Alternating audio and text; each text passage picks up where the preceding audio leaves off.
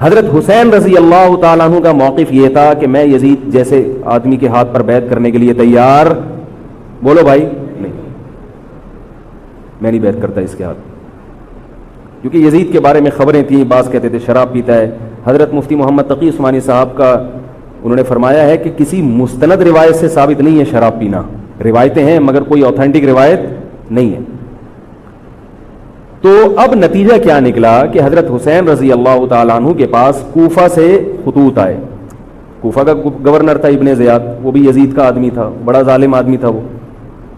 اہل کوفہ کے خطوط آئے کہ آپ آ جائیں یہاں پر، یہاں سب لوگ آپ کے ہاتھ پر بیعت کرنے کے لیے تیار ہیں. حضرت حسین کا خیال یہ تھا کہ اگر یہ سب تیار ہیں تو یزید کی حکومت بغیر لڑائی کے، بغیر بڑے قتال کے، مسلمانوں کے خون خرابے کے بغیر ختم ہو سکتی ہے. آئی بات سمجھ میں؟ جو انفارمیشن آپ کو ملی تھی، جو نالج آپ کو ملی تھی، وہ نالج غلط تھی. اگر وہ نالج صحیح ہوتی تو حضرت حسین کبھی کربلا کی طرف رخ نہ کرتے، کیونکہ حضرت حسین کا موقف بھی یہی تھا کہ مسلمانوں کی تلواریں آپس میں نہ چلیں. حضرت حسین رضی اللہ تعالیٰ عنہ کے پاس جب 50 سے زیادہ خطوط آئے ہیں اہل کوفہ کی طرف سے کہ آپ آئیے، آپ آئیے، آپ آئیے، تو پہلے حضرت حسین رضی اللہ تعالیٰ عنہ نے اپنے رشتہ دار جو آپ کے چچزاد تھے مسلم بن عقیل، ان کو بھیجا. نتیجہ کیا نکلا؟ مسلم بن عقیل کا وہاں پر حکومت نے گرفتار کر کے ان کو قتل کر دیا. اب یہ ایک ایسا ظلم تھا جس کے ظاہر ہے کہ کسی کو سفیر بنا کے بھیجا جائے، کسی کو حال حوال دیکھنے کے لیے بھیجا جائے، اور حضرت حسین کی نیت ہرگز بغاوت کی نہیں تھی، مگر کوفہ کے گورنر کو اور یزید کو یہ خیال تھا کہ خلافت کے اصل اہل یقیناً یہی ہیں. کہیں ایسا تو نہیں ہے کہ یہ امیر بننا چاہتے ہیں، یہ خلیفہ بننا چاہتے ہیں. ایک خوف اس کے دل میں بیٹھ گیا تھا، ایک لاشعور میں خوف ہوتا ہے نا، انسان کے دل میں بیٹھ جاتا ہے کہ آپ 100 دفعہ بھی کہیں بھی میری یہ نیت نہیں ہے، مگر وہ ڈر رہا ہوتا ہے کہ یار یہ کچھ کر نہ لیں. تو جب مسلم بن عقیل کو شہید کیا گیا، حضرت حسین رضی اللہ تعالیٰ عنہ جا چکے تھے.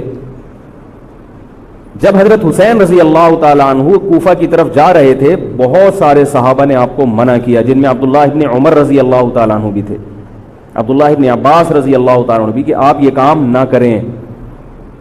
بعض نے تو کہا کہ ہمیں آپ کی شہادت کا یقین ہے، کیونکہ جس حالات میں آپ جا رہے ہیں حکومت یہ سمجھے گی کہ بغاوت کرنے آ رہے ہیں، لہذا وہ آپ کو کیا کرے گی؟ اس بیس پہ قتل نہیں کرے گی کہ آپ نواسہ رسول ہیں، کیونکہ وہ بھی مسلمان تھے. اس بیس پہ قتل کرے گی کہ آپ کی نیت کیا ہے؟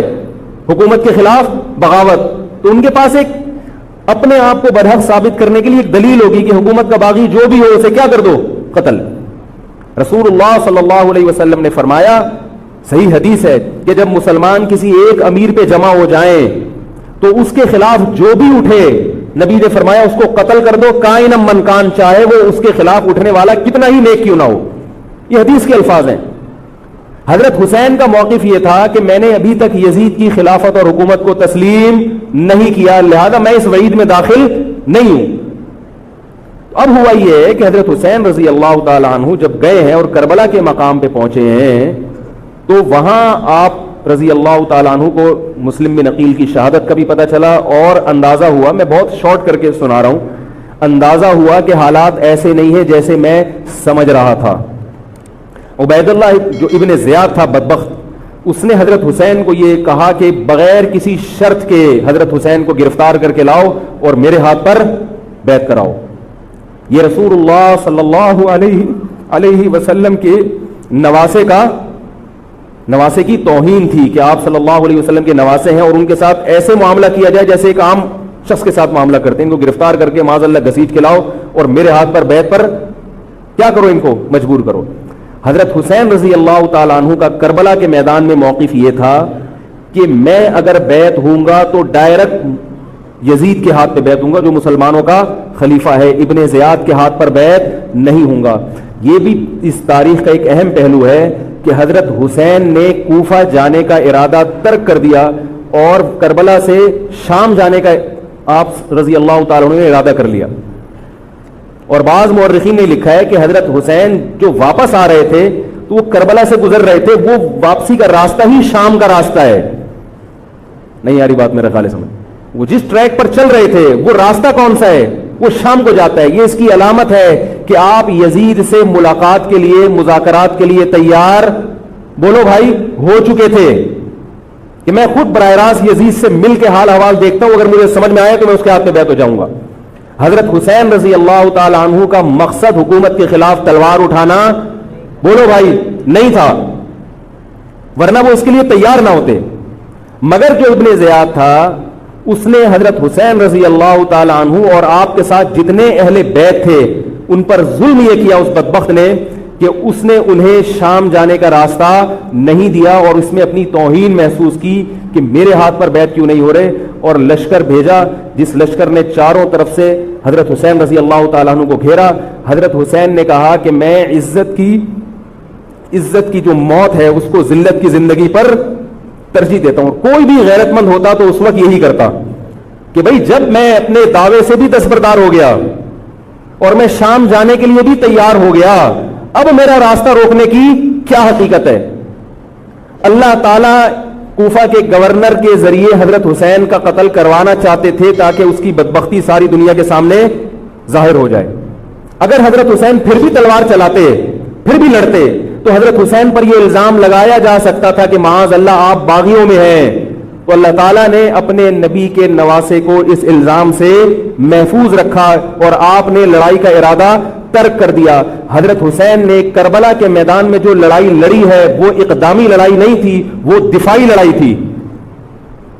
دیکھو جب حکومت آپ کو گھیر لے چاروں طرف سے, آپ کہیں ٹھیک ہے بھائی میں لڑائی سے دستبردار ہوتا ہوں, مجھے میرے گھر جانے دو. حضرت حسین کا ایک مطالبہ یہ بھی تھا کہ یا تو مجھے واپس جانے دو مدینہ, میں جہاں سے آیا ہوں وہیں جا رہا ہوں واپس, مکہ جانے دو یا مدینہ جانے دو. ان کا ایک مطالبہ تھا کہ نہیں, ان کو گرفتار کر کے لاؤ اور زبردستی ہمارے ہاتھ پر بیعت کراؤ. یہ ظلم تھا. نتیجہ کیا نکلا ہے کہ کربلا کے میدان میں آپ کو گھیر کر آپ کو بھی شہید کر دیا گیا, اور جتنے اہل بیت تھے مرد سوائے امام زین العابدین کے جو حضرت حسین رضی اللہ, حضرت حسن کے بیٹے تھے, ان کے علاوہ جتنے بھی اہل بیت تھے ان سب کو قتل کر دیا گیا.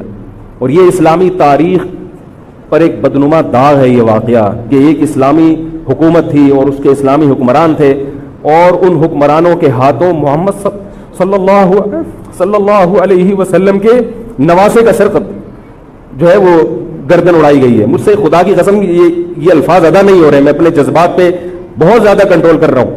وہ منظر کیا ہوگا کہ جب نبی صلی اللہ علیہ وسلم کے نواسے, آپ صلی اللہ علیہ وسلم کے نواسے کی گردن اڑائی گئی ہوگی. تو یہ بہت ایک اسلامی تاریخ میں ایک بدترین واقعہ ہے.